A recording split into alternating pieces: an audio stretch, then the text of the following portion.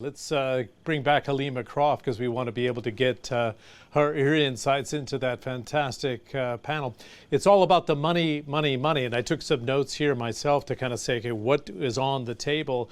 And we have to have this context of where oil and gas prices are today, what's happened with COVID-19 over the last 12 to 18 months of the pandemic and the impact it's had on energy demand and then the recovery that we see today. Let's bring Halima back in. What a fantastic panel. You know, I was taking notes and I thought, okay, it's interesting. The pathways to the transition was one of the comments that I took note of.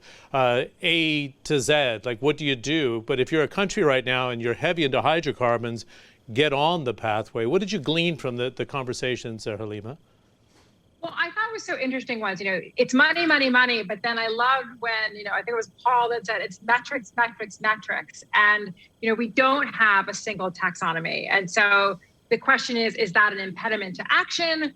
Or should everyone just basically take the urgency of now and sort of proceed on their various national paths and hope it all comes together? And so I do think this issue of metrics, coming up with, what actually is green is going to be a really important challenge for governments and investors, and something that will be debated, I think, at length at COP26. I also was struck by as well, it came up in a number of conversations about the issue of for investors having some way to have a price on carbon with the understanding that, these global carbon price arrangements is not going to necessarily work because, certain nations just are not going to go down that path.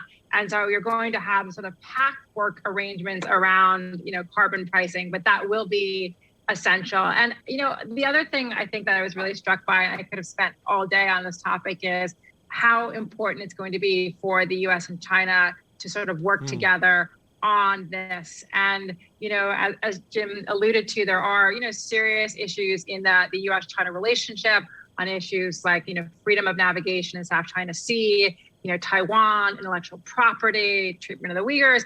Can you unbundle some of these issues that are troublesome in the bilateral relationship and continue to cooperate aggressively and urgently on the climate imperative? So that's going to be something we're going to be watching very closely. Well, let's drill into that a little bit, because that's one of the things that stood out for the conversation you had there for an hour. Can the energy transition serve as the great unifier between the U.S. and China? Can it be the pillar in which those other things are solved, or is that asking too much? I think this is the essential question. And, certainly you've heard, John Kerry, the special envoy for climate, in a number of public forums say that he has an excellent relationship with his Chinese counterpart.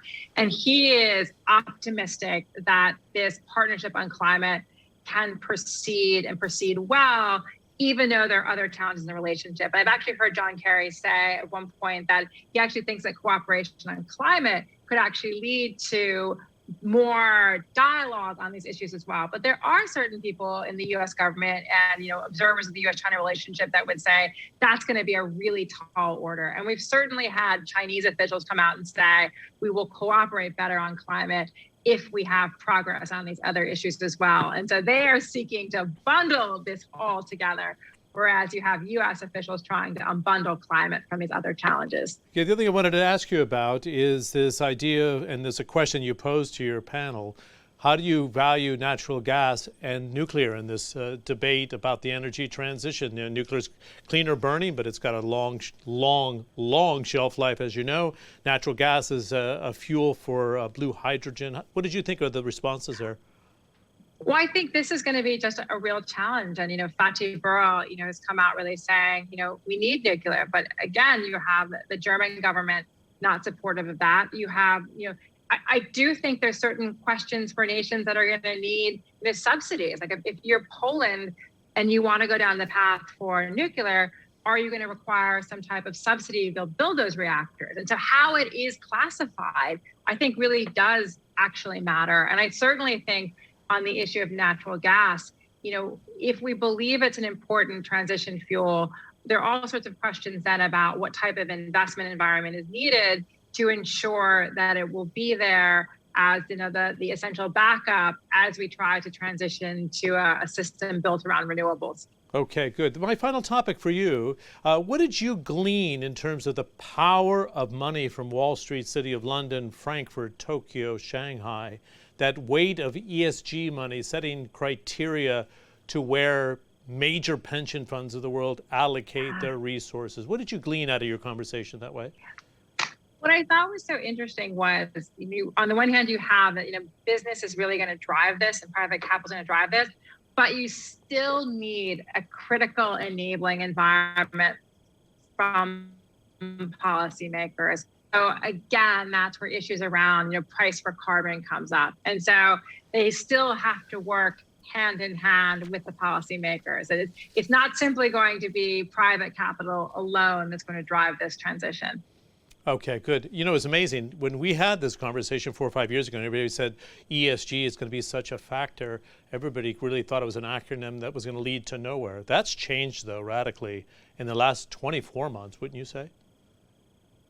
Absolutely. I mean, John, 2 years ago, we were having that, debate and discussion in Central Park. And now, ESG is front and center, as you talked about, for university endowments, for, pension funds. This is really, the urgency around this, the momentum behind this has been extraordinary in the past 24 months. Okay. This is funny because I haven't had a chance to see you because of the pandemic, but you're virtually and the screen's so large, I feel like I'm sharing the same space, so the communication's great. Well done, of course, on the panel, and thanks for the preliminary discussion and the, if you will, the Monday morning quarterbacking afterwards to do the analysis of your panel. It's good to see you. I look forward to seeing you in person again, hopefully soon, John. I think it's going to be Adipec in the UAE, if I'm not mistaken. Yes. Yeah, okay. You take care, huh? Good to see you. Thank you, John. Yeah, Bye. Halima Croft joining us from New York from RBC Capital Markets.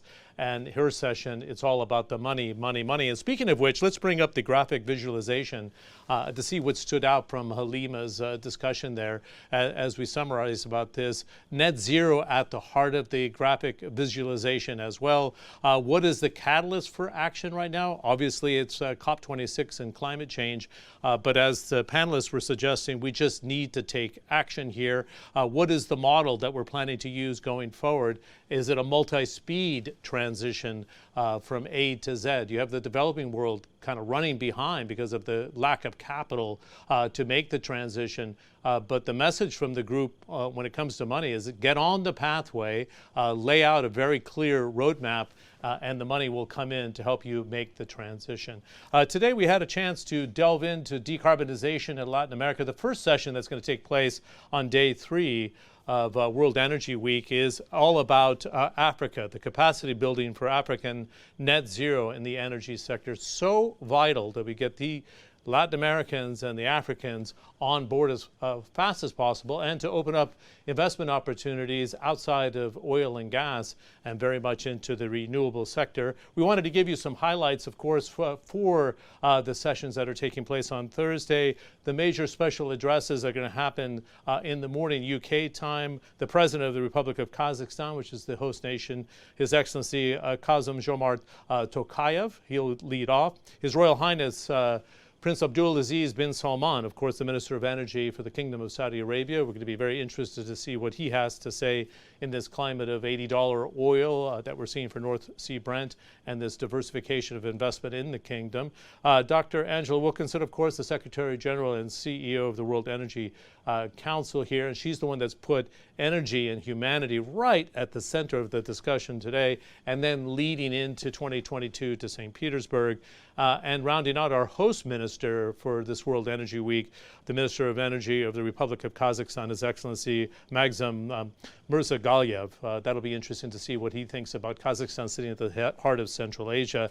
And let's not forget what we call the Trilemma Index here at the World Energy Council. The index represents the world's most comprehensive independent ranking of countries worldwide and their sustainable energy policies, with evaluations on how well 127 countries balance the 3 connected challenges for a clean and just energy future. And these categories are energy security, energy equity, and environmental sustainability of energy systems, also known if you follow the energy sector, but we want to humanize this. This is the energy trilemma and measuring on the energy transition. The hashtags we're looking for here as you post on LinkedIn and Twitter, World Energy Week, not surprisingly, and also humanizing energy as a central theme here for the World Energy Council. From London, I'm John Defterios. Thanks for your attention. Thanks for the very smart questions, and we'll see you here tomorrow.